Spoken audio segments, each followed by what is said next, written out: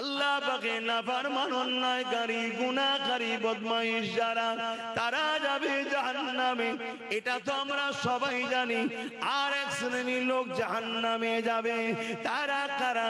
যারা অন্যায়ের প্রতিবাদ করে না, অন্যায়ের সঙ্গে উঠা বসা করে, অন্যায় বিরোধী করে না, অন্যায়কে সাপোর্ট করে, চুরি করে না ঠিকই চোরকে সাপোর্ট করে। এ যুবকেরা, তরুণীরা, বাপেরা অন্যায় করে না ঠিকই অন্যায়কারীর সঙ্গে উঠা বসা করে। আল্লাহ নবী জানিয়ে দিলেন এই শ্রেণীটাও জাহান্নামে যাবে। কারণ অন্যায় করা যেমন পাপ, অন্যায়কারী বিরোধী না করাটাও পাপ। আল্লাহ কোরআনের মধ্যে আগে যে আয়াতটা বললাম, আমাদেরকে কাজ দিয়েছে দুটো, অন্যায়কে মিটাও, ন্যায়কে প্রতিষ্ঠিত করো।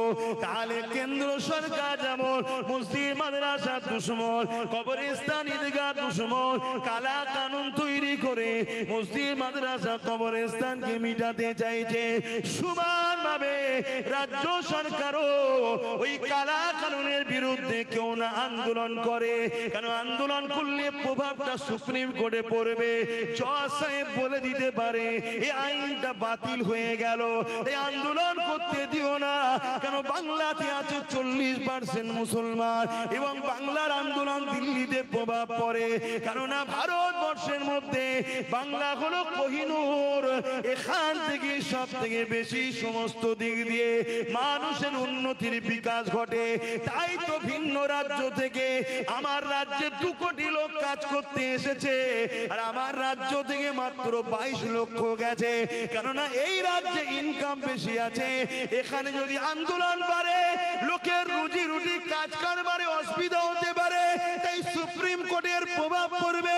জজ সাহেব বলবে আইন বাতিল হয়ে গেল, তাই কোনোদিনে আইনটা বাতিল হোক কেন্দ্র সরকারও চাইছে না, রাজ্য সরকারও চাইছে না।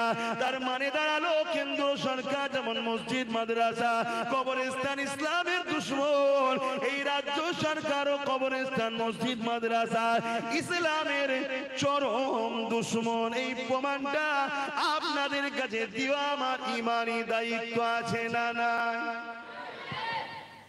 এবারে আপনাদের বিষয়, আমার ডিউটি